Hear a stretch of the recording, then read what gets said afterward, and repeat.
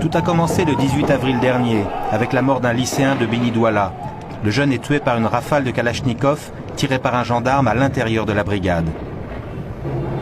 Dans les semaines qui suivent, c'est toute la Kabylie et même au-delà qui s'embrase. Au cri de pouvoir assassin, les manifestants expriment la rage de toute la jeunesse algérienne.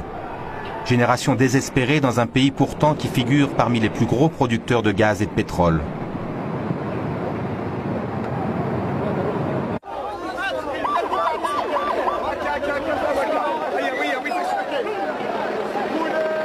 Trois mois d'émeutes, de combats de rue, 3 mois de marches et de manifestations. La colère des Kabyles en Algérie n'est pas retombée. On est en train de nous exciter. Ce mouvement issu de la base, qui se méfie des partis politiques, est un véritable défi au pouvoir. Mercredi 4 juillet, opération Ville morte. Les 3 millions de Kabyles, c'est-à-dire un dixième de la population algérienne, protestent en silence.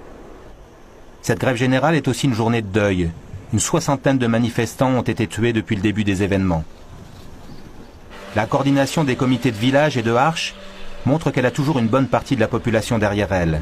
Un nouveau défi adressé au pouvoir qui depuis des semaines ne veut rien entendre. Le président Bouteflika déclare que le mouvement est manipulé, il y voit un complot de l'étranger.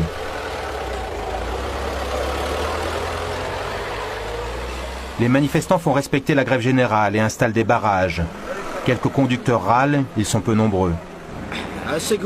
Maintenant, même ceux-là s'y mettent. On n'a pas le droit de sortir de chez soi. Le pouvoir nous a condamnés pendant 30 ans et cela te dit que tu ne dois pas sortir aujourd'hui de la maison. Je sais pas où il faudrait aller. Personne ne t'a dit de pas sortir de chez toi. Si, vous dites qu'il ne faut pas sortir aujourd'hui de la maison. C'est une journée de deuil, et c'est normal. Je vais te dire, moi, pourquoi. C'est tes frères qui sont morts. Ben oui, je sais, l'un d'entre eux est mon frère. Alors ne dis pas des mots déplacés comme ça. Mais c'est la manifestation monstre d'Alger le 14 juin qui va être le point culminant de la protestation.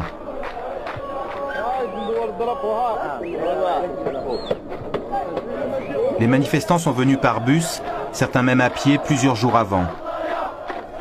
Des centaines de milliers de personnes convergent vers la capitale, à l'appel de la coordination des Harch. Elles veulent le retrait des forces de gendarmerie, la reconnaissance de la langue berbère. Les jeunes dénoncent la hogra, c'est-à-dire le mépris des autorités et l'injustice. L'une des plus impressionnantes manifestations depuis l'indépendance se termine dans la confusion. Des jeunes provocateurs infiltrés parmi les manifestants cassent l'élan populaire.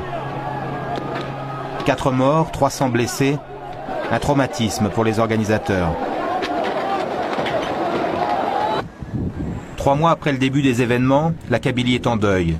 Le pouvoir compte sur l'essoufflement du mouvement et sur ses divisions.